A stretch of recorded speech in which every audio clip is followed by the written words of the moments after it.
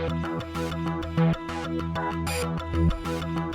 the heart of the state-of-the-art, at the dawn of the next stage in entertainment, you found No Proscenium.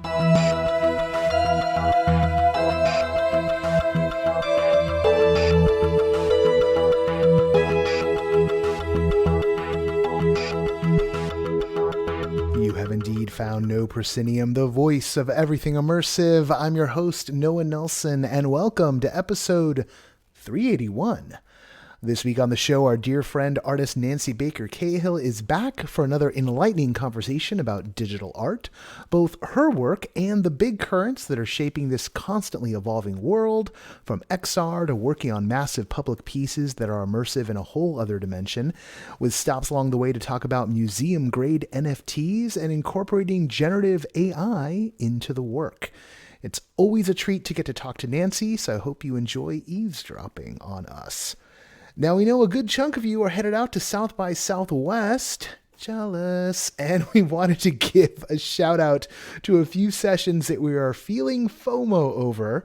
First up is Sport and Immersive, the past and future of fan engagement, from Richard Ayers of Rematch Live. Yes, Richard is one of our sustaining backers, and he's keen to meet you at the talk he is doing.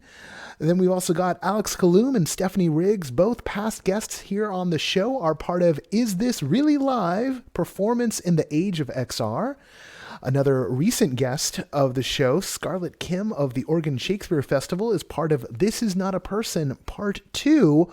All this happening as part of the conference side of South by Southwest. And of course, there's going to be activations.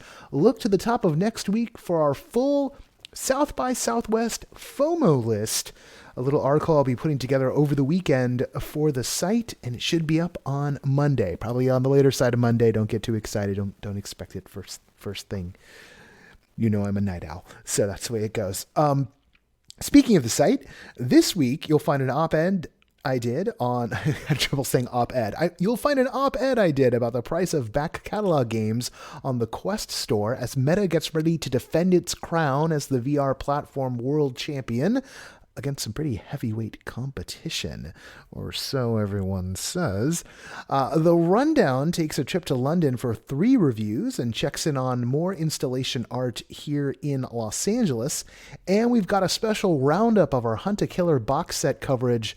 All of this you can find on the front page of the site right now. You'll also find a host of new listings at Everything Immersive and in the newsletter this weekend. Now, keep an eye out for more from us next week. Already mentioned that South by Southwest FOMO list action. We're also going to have the first few glimpses of who will be at this year's The Next Stage Immersive Summit here in LA, coming up June 2nd through 4th. Keep an eye out for that. Now, an update on the Patreon campaign. We've had just one new backer this week. Thank you, Tammy M, for keeping us in the fight. Because of that and the usual top of the month churn, we're back down below 400 backers and are now $257 away from our target of hitting $3K a month by March 15th.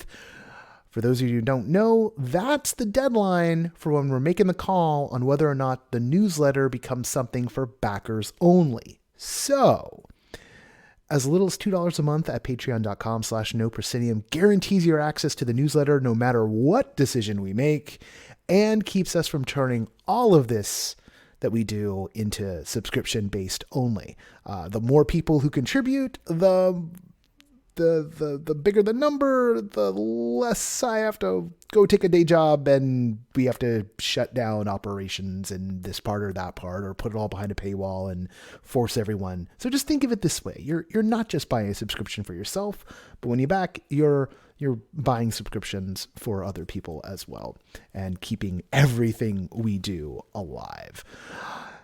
If you're already a backer, drop us a review on iTunes or your podcatcher of choice and share the articles you find useful on your social media platform of choice. You've been doing that and numbers go up, and we like to see the numbers go up for all kinds of reasons, not just for the sake of the numbers going up, but because every person who's exposed to what we do is someone who's got a chance to fall in love with immersive, which is why we do what we do. We are always No Proscenium across social media, except on Insta, where we are no_Proscenium. As always, big thanks to our sustaining backers, Samuel Mustry, Chris Woolman, Samantha Davison, Eric Shamlin, Elaine, Daryl, Jay Bushman, Jerome Joseph Genties, Tom Leonetti McGuire, Winthorne, Ryan, David Bassick, Richard Ayers, Lonnie Hanson, the Ministry of Peculiarities, and Jan Budman. And as always, we're on the lookout for community partners who are up for working out special deals for our backers to create even more value for them. Hit me up at noah@noproscenium.com for details. We love to see it. And now, the show.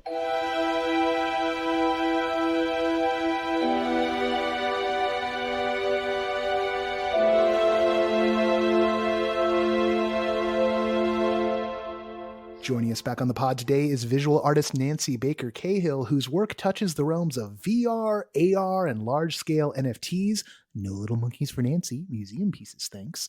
Including taking over Times Square, designing a future human for the atrium of the Bradbury Building, working with a robot in Miami, and her recent collection of NFT artwork is headed to LACMA's collection, in part thanks to the promise of a private collector. Nancy, it's so good to have you back on the show. Thank you so much for having me. I'm so excited to chat with you again. Well, it's been so long. You've done so much. Like you took over Times Square. Like what? Tell that story real quick because I want to know. Oh, that was really exciting. So that was in July of last year of 2022. I was really fortunate to be included in a lineup of all women and non-binary creators. And this was sponsored by Times Square Arts. They are a public arts organization, and every night they have something called the Midnight Moment. And so for 3 minutes, every night at midnight, as you might surmise, an artist basically gets to take over the 93 screens, all of which, by the way, have totally different resolutions. So that's a whole other hornet's nest. But and it's and the way that they've structured it is each artist basically gets a month of Midnight Moments. And I was so lucky to be the July artist. Oh wow! I was really honored, and it presented such an incredible opportunity and set of challenges to use these 93 screens as a kind of aggregated immersive experience, and arguably one of the most immersive, naturally immersive locations in the world. And so my sort of the remit I made to myself, or gave myself rather, was to try and dissolve the screen interface and create a video that felt as if it were pulsing, breathing, alive, on the verge of spilling out, out from the screens and onto the onlookers below, and really make it about very embodied and corporeal and fleshy and sort of the flesh. And it really was one of my favorite projects. It was like nothing else I've ever experienced. And I will say that, I hadn't quite grokked that like those screens are in 360 for some reason. I guess because I live in Los Angeles, I'd sort of imagined it more like a horseshoe. Yeah. But of course, when I got there that night, I was like, oh no, actually you're surrounded. And so it was just one of those kind of career highs where you just look up and you're like, wow, I am the luckiest person on earth to be able to do this. You've got your Fourth Wall app, and you've done a lot of large scale AR installations at different festival events over the years, and linked to different efforts. Like I won't try and use my brain to remember something because I'll probably get something wrong. But like I'm always like, oh, Nancy's got a piece about this. Oh, and tied to that. Okay, yeah. But how did this using all these 93 screens and building for that compare to making an AR piece in your own ecosystem? That's such a great question. Because they're both, completely different in some ways. And then they have this overlap. So the overlap to me is a kind of conceptual uh, exigency, or a conceptual undergirding that to me really animates the piece beyond just being a kind of moment of spectacle. But that said, I think what they have in common is the way in which they allow us, the viewer, to, or the viewers rather, to experience what's called ergonomic awe. And I'm sure you think about this a lot, and your listeners do too, that that there is this sort of physiological reaction that occurs when we stand and we look up, when we look up at the stars, when we look up at redwoods, when we look up at a gorgeous cathedral, any of these things where our bodies actually are engaged in, and not just our minds, our brains, but like we have full body consciousness as we engage with something that is wondrous. Yeah. And I think that can be incredibly powerful and transcendent in an artistic experience, but also one that allows some of these other themes perhaps to land a little differently, because we can experience them with a different type of openness and receptivity. I hadn't heard the term ergonomic awe before. Like, I love I love that one. I thought you might. It's really Yeah. great. I actually learned it from a writer, who was on a podcast that I was listening to. And it had, I think, I can't even remember the subject of the podcast. It wasn't actually related to art. It was related to, I think it was related to a kind of like a type of ideological ecstasy, or not Mm. ideological, but like different types of like belief systems, and how those were influenced by things like cathedrals and that kind of thing. Yeah. But it seems to me that, if we look to Margaret Wertheim, who is a friend and a brilliant artist who wrote the book, which I'm sure you've read, The Pearly Gates of Cyberspace, among her, which is about the history of VR, among her many astute observations, is included the one that cathedrals arguably, and any type of space that is itself transcendent or intended to create a sense of transcendence, were sort of early VR. And that just got me thinking, and kind of connecting the dots. That that sense of scale and wonder is something a lot of people remark on, particularly in VR. Although I was running around Reddit the other day and I was seeing some VR people, in the Reddit VR being like, all, yeah, I don't get that sense anymore. It's just a screen to me again. Right. Oh, that's a Like, shame. which is interesting. And I think maybe has something to do with like the field of view, but like that Hmm. term, it also reminds me of something that like our buddy Zay used to say, not used to say, like we took Zay to Galaxy's Edge, drink everybody. And Zay talked about having ontological vertigo because of Oh, it, I love that. right? Oh, I'm writing that one down. Yeah, and like we defined it as Oh, I'm looking up it's in our glossary. I'm gonna put the ergonomic one, ergonomic on the yeah, we should glossary create too. yeah, immersive art glossary. That's Oh, we have amazing. one. I keep adding to it. So in this Oh, one, so we define it as the sensation that sometimes occurs when you step outside of an immersive environment and into another, be it a themed or unthemed space that is a strikingly different base reality.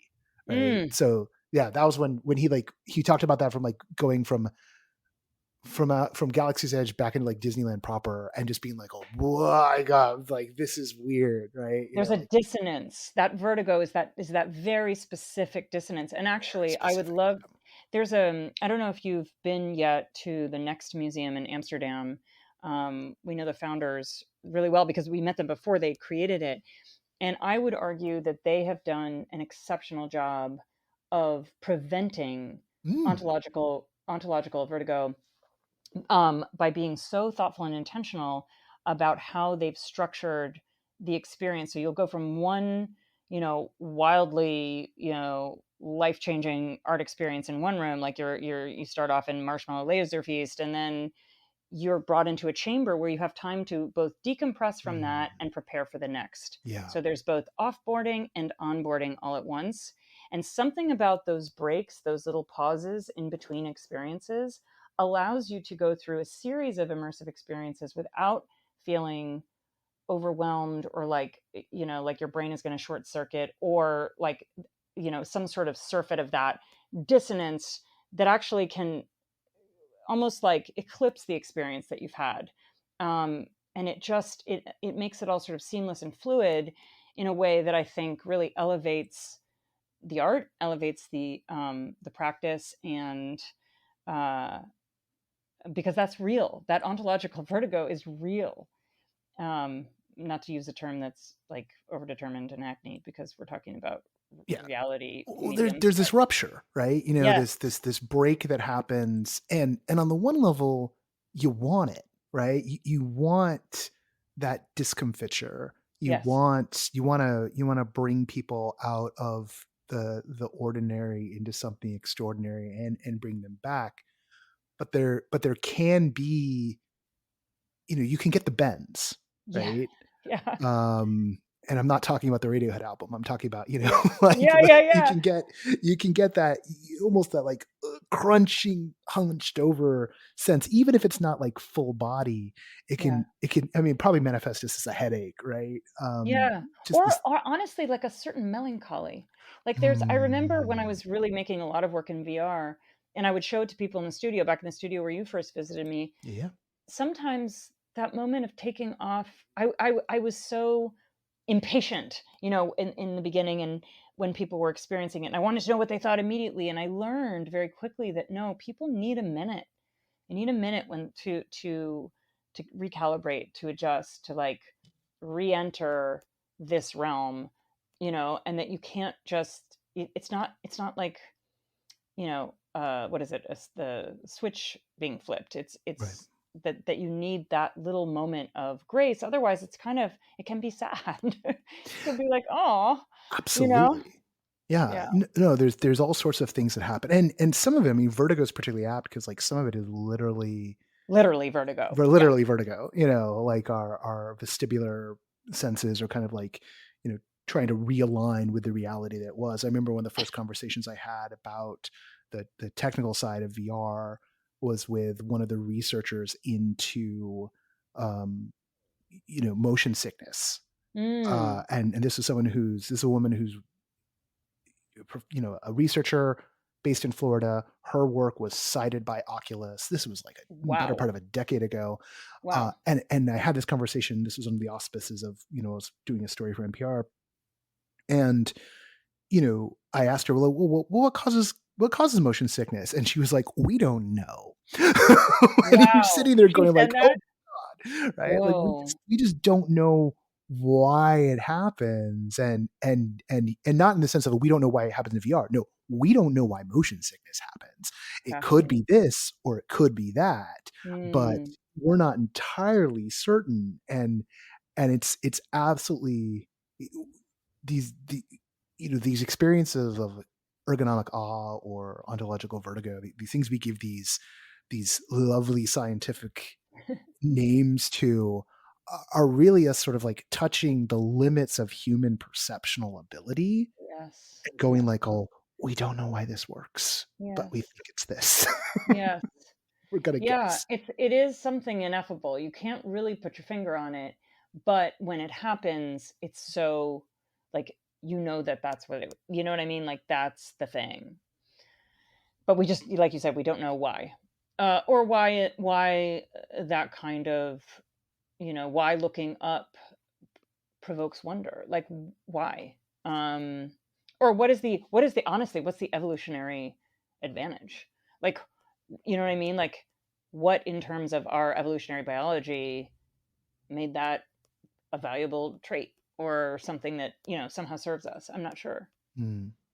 I mean, maybe it's because like something dropping out of the tree to attack us. So we're like, we get the good feelies when we look up and like, oh wow, it's so cool. And like, that's how you see the howler monkey. Like, you know, it's Yeah, coming right at you.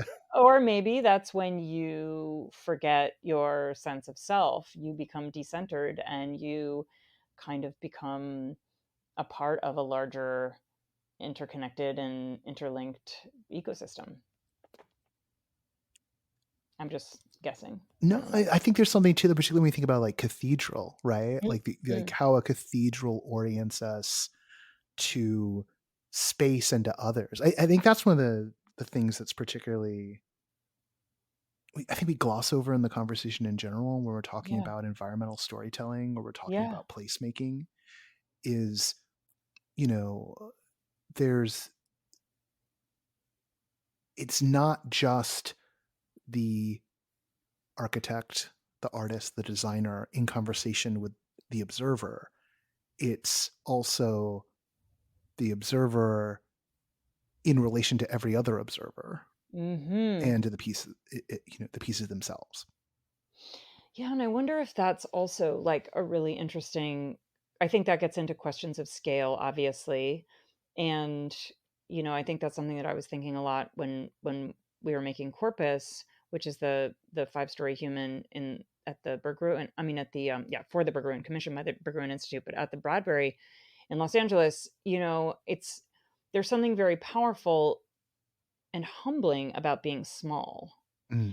and about acknowledging our collective smallness in the face of something bigger, which is what I would argue is what's happening also in a cathedral, right? We're all small in the cathedral Right. together, and as we are in a forest, as we are under the stars, etc. And arguably, not to get like preachy and political, but like I think that's something that's really deeply lacking right now. That kind of awareness, and Oh has yeah. allowed us to just misbehave as a species on a level that is yeah yeah. There's something, you know, you think of the declaration that like God is dead, and so much of that is about rejecting the power of the church and rejecting the authority of that system, and for all of the things that were particularly bad about that system, with the rejection of the cathedral, with the rejection of iconography and awe, you know we also did lose that aesthetic element that bound us or put us into relation into things that were bigger than us. Hmm. And you know, there are positives. Like I'm not completely divorced from the idea that you know the self actualization of an individual is um, is a good thing, right? Like I'm not Yeah. divorced from that. I think it's good. But I'm also of the mindset that the trick is trying to find how that interrelates with the individual as part of a greater whole, right? Yeah. Striking that balance. And the thing I find interesting about the work we cover that we consider immersive, when people are when artists are reaching to those perceptual limits, is that we start to get into that conversation, if not in an academic or a literal sense, we're getting into it in an experiential and a practical sense, Hmm. where we're touching on what does it mean to be a character in this piece, what does it mean for you to have agency and perspective, but at the same time you are in a context with others, with this thing that's bigger than all of you. Mm. And on the visual scale, I know you're working that dimension all the time. Yeah, I think it at least what I'm hoping in some upcoming projects that I'm doing to achieve is just to invite a kind of, again, awe, but also kind of humility in the face of a lot of natural ecosystems that and different types of ecosystems. When we think about ecosystems and ecologies, that's a term that's being used a lot now. um, but it really is all in the service of the acknowledgement of the necessity to do so to survive, um, Mm, an almost assured sixth extinction. So how do we, and also forget about like what's happening in this country in terms of body sovereignty. I mean, right. it's not just the it's not just the earth that's imperiled; it's individual rights. Yeah. And it seems every day that there's yet another infraction, yet another setback. And so that's a pretty tough mountain to scale, and or to climb rather, and it often feels so Sisyphean. But I think arguably that's part of the job, is to just continually remind um, ourselves of what we share and the importance of sharing and not extracting, hoarding, oppressing, all the things that we tend to do really well. Um, you know, And this is one way of getting at that, is through that portal, that vector, whatever it is that opens up when we are taken out of what we consider to be a kind of waking consciousness and then into something just completely different. I'm gonna pivot us here for a moment, because I wanted to ask you about both the pieces that are going over to LACMA, but Mm. also I, I kind of made light of it, like, all Nancy doesn't make little monkeys, like the, the past 2022 was without question the year of NFT, and then it feels like that's been hermetically sealed off because we're on generative AI now. Yeah. And I might have some generative AI questions for you, actually, and see like what you think about that. But Oh like, God. oh no, I won't. Don't worry. And No, then, I'm such a, I wouldn't say I'm a neophyte, but I've dabbled just enough to be dangerous. And so, oh, but for that's the most fun when someone's no, it's the dabbled worst. just. No, no, no. That's I'll some be sorcerer's crucified. apprentice level stuff right there. It's like, oh, did No, you get the brooms working? So, no, no, no. It's terrible. Um, no, and there's so many, God, there's so many brilliant artists who are working so beautifully with it right now. But yeah, I mean, I would love to talk about the series that was or is in the process of being acquired by LACMA. It's a series that I developed called Slipstream, which is as you definitely know, a genre of fiction that kind of traffics in the strange familiar and the familiar strange, which to me just feels so appropriate, not just for the kind of hybridity that my practice encompasses between the digital and analog, but also for this moment historically, and certainly coming out of the pandemic.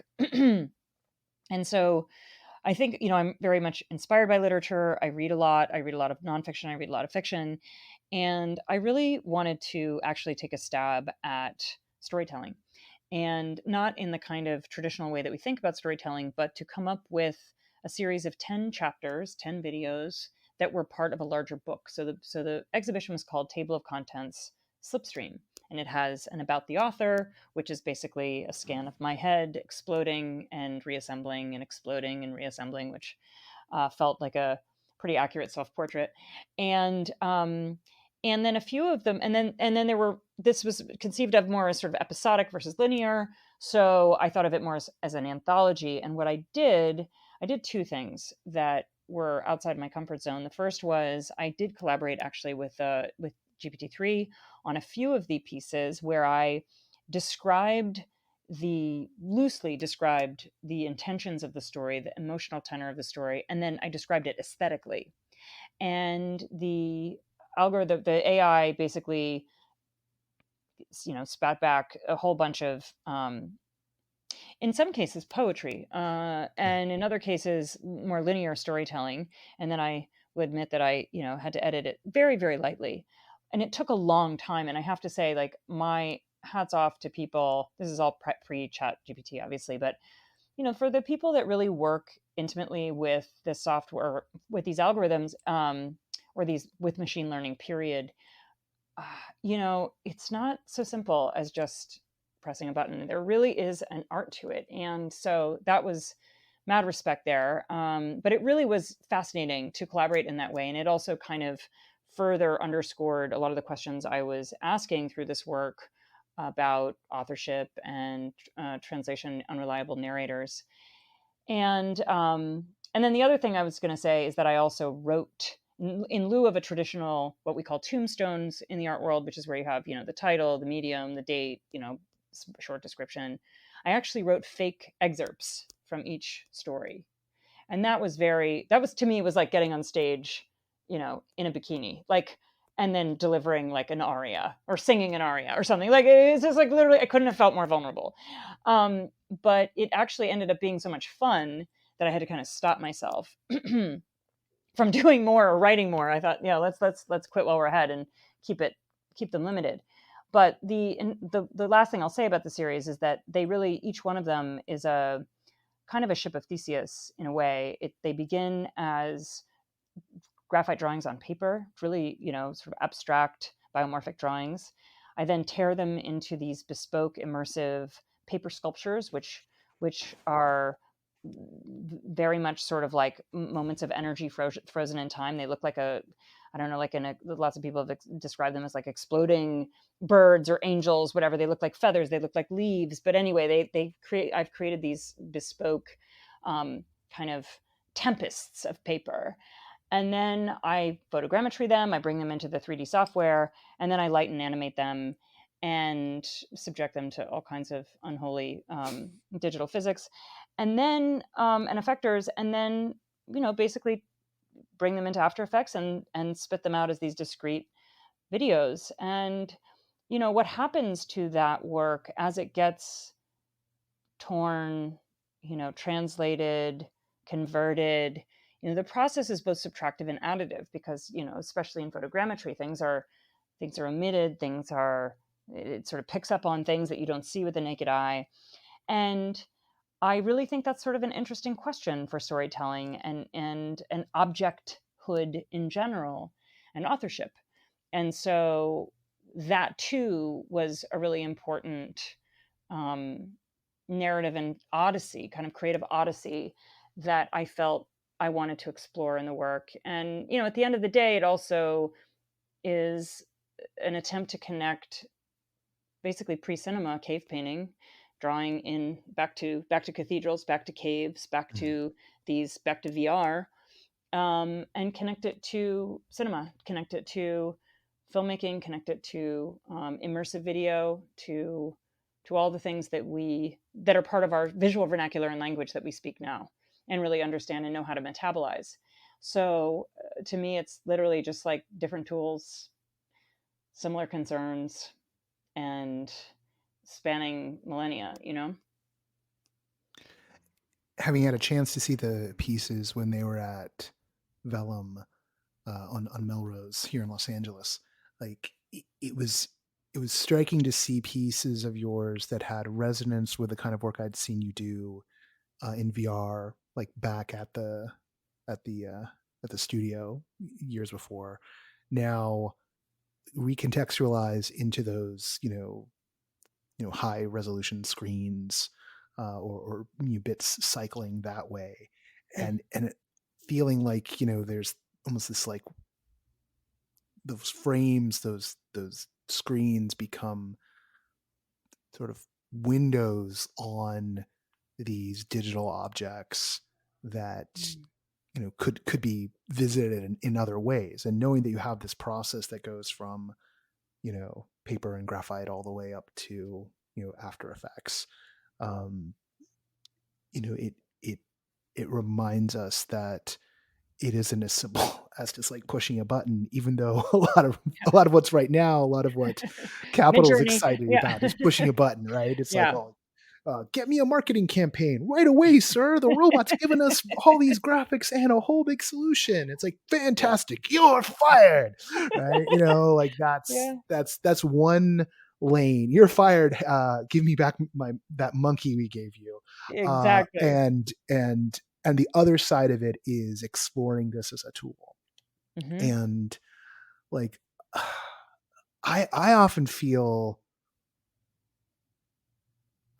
the word bereft comes to mind, knowing that there is all this potential with these tools to sort of unfetter the human imagination and to like help shore up people who at least right now, if you're good at wording, you may be able to, and particularly if you're good at coding, you may be able to translate that now directly into being good at one of these other disciplines. Mm-hmm. And yet knowing the tendency for that to just be, and now we're just going to get rid of all the craftspeople because we can. At long last, we've removed humans from the equation. Like I often feel like the goal of all this, at least on the technocratic side, is what if we could just get the market to sell between some AIs and remove these pesky consumers from the equation as well? Or these pesky unionizers. Oh, particularly them. These people who expect to be treated, to earn a fair wage and be treated well. Yeah. Yeah. And we can finally No, I crush mean, them out once and for all. And, communism can't ride again if we just get the unions at long last. yeah, no, I mean, it really is. I mean, it's hard to say, of course, what the ultimate fallout will be. I'm certainly less educated about this than a lot of people. What I do think is really interesting, and one of the things that really was interesting in about this project I just did with this robot in Florida, is thinking about human machine collaboration as something that is actually complementary, that Mm. isn't one supplanting the other, that is less extractive. I mean, because at the end of the day, and I had these incredible conversations with a roboticist down there, brilliant guy, who, you know, basically said so many of our problems can be solved algorithmically, um, in concert with the right kind of human stewardship. And of course, those things are rarely profitable. And that is Yeah. why we find ourselves in the position we find ourselves in. And when profit is the end goal all the time, um, there's a certain inexorability to that. I think the thing that I find interesting in the abstract and terrifying too. I mean, we haven't even talked about quantum computing, but there's a whole other subject. But like when when computers communicate with each other and develop their own languages, and we actually are shut out, that's actually the moment I think we should be most terrified Oh yeah. of. Oh yeah. And Because I then don't, there was a thunk I, the thunk when you just said that too. It's like somehow like the machine knows. All right, is this channel clear? Is this channel Cyberdyne systems are online? Pull the plug. No, pull all the plugs. So yeah, yeah. no, it's like, it's really, I know we could do like a whole bit, but I mean, but I think, there's a certain, like, in the same way that people treat fascism, which is like, oh, well, it's happening to someone else, not me. I think there's a tendency too with AI to think like, oh, that's happening to another industry, not mine. Right. I think it's pretty clear that it will end up influencing and or inflecting most industries. The question is to what degree, and how is it stewarded at all? And Is if it so, how? stewarded at all? I think is the operative question. Yeah, Like, is there any will to make sure that people still have a seat at the table? yeah. And I'm you color me cynical 5 days out of 7 Oh, color on me that one. cynical, 7 out of 7. Yeah, I gotta have hope. If I don't have hope, rebellions are built on hope. If that's drink, true. That's true. if I don't have hope, Okay, 6 out of 7. okay, good, good. I've bullied you into having hope one day a I have a week. threat. Did you ever read The Road by Cormac McCarthy? No, because I like not being depressed, but I Okay, am. okay. Well, no, I was going to say that's a 6 out of 7. That's a 6.99 out of 7. Oh But there wow. is just a thread. There's just a thread of hope which keeps you turning the pages. That's what I would say. Okay. It's Well, devastating, but that's. there's just thread. So I'm with you. I can't do it without, but I might need a little bit less. There was something about the time that The Road was becoming popular because that was like what, like the movie came out of what, like late Bush era, maybe Yeah, it very feels early forever ago. Obama Yeah, yeah. era, and I was not in the headspace for it. And then what was it? No Country for Old Men Oh came yeah. out relatively same, and that was one of the bleakest freaking things I ever Oh yeah. saw. Oh You yeah. know, Yeah, yeah. great Now, movie, now. bleak as hell. Oh yeah. Now all you have to do is like watch a Nexium documentary. Like Oh, I've there's. watched all of those. Oh yeah. That's for another podcast. That's for another podcast. Yeah. Yeah, but no, I agree with you. I think we need to. I think the key is stewardship. These machines are not yet conscious, at least I don't, as far as I know. Oh Maybe no, they're they're not. Yeah. becoming, but like I think our consciousness, our interventions will be essential. They'll be essential, and if we can't manage that, you know, I don't see how it could get worse, but it could. On that fun note, so the You sad knew thing what you is, were getting. You knew what you were getting, Noah. no, I know. Well, I mean, sometimes I don't know. Actually, sometimes I don't know. I don't know what I'm kidding. I know what I bring, and we wound up right where Yep. came full circle in my own mood for the day.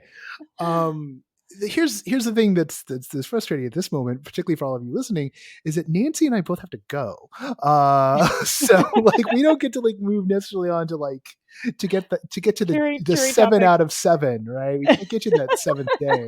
You're going to take yourself there this time out.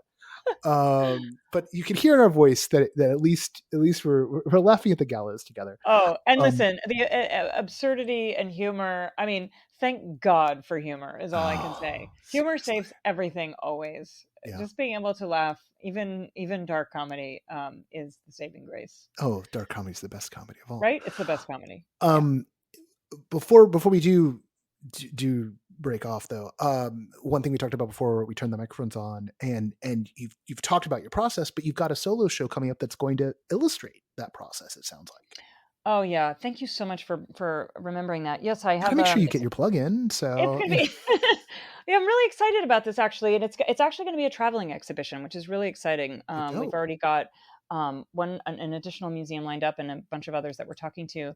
But in October of this year, I have a solo show at the Georgia Museum of Art, and it's called Drawing It Out, and it really is actually related to what drawing. How do we understand drawing? How do we not just sort of metabolize it, but how do we understand it? So it really traces that process, actually very much of slipstream, but takes it to AR. So lots of drawing on paper, which then literally physically in the space become these 3-dimensional immersive drawing installations, which then become videos, which then ultimately become augmented reality. And I don't know, I'm just kind of interested in seeing how the public engages with new and expanded ideas around mark making and what the impact of that mark making can be when mediated through these different additional tools and technologies, which again are very much related to, in my opinion, a very primal desire and urge to tell stories and tell them with light and tell them with line. And it's that simple. I love it. I love bringing it back to being that simple. Yeah. That almost, I won't do a riff right now. I'll do a riff off mic.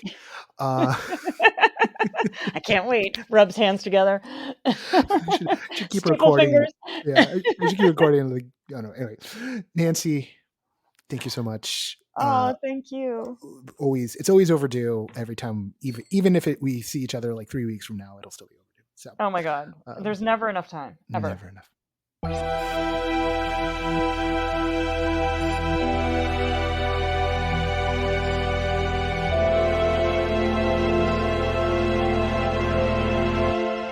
Once again, I want to thank Nancy Baker Cahill for being our guest on the show this week. Check the show notes for how to follow along with what Nancy's up to next via her website. That's it for the show this week. It's rather late on Thursday when I'm wrapping this up, and I'm going to put it onto the server so I can turn it around faster tomorrow rather than waiting for all the upload shenanigans to happen. If you were looking forward to a Noah rant this week, well, I'm sorry you don't get one. But that's okay, because next week is a TeamSpeak episode, and you've got the review crew here, a whole bunch of us coming through to talk about all sorts of stuff. We run long, so if you're missing a 5-star runtime, well, it's not quite a 5-star runtime. It's not like a 2-hour long show, but it's like an hour and 20. It's a big one, big conversation. So look forward to that one next week. The cat is meowing. I gotta go deal with who knows what right now. Let's do the credits. The associate producer of this program is Parker Sella. Music for No Proscenium is by Chris Porter of the Speakeasy Society and Solar the Podcast. Special thanks to Siobhan O'Loughlin for voicing our intro. The No Pro Podcast is written, edited, hosted, produced, and mixed by yours truly. I actually read it. You can tell I'm tired because I'm actually reading the script. I'm Noah Nelson, and until next time, I'll see you at the show.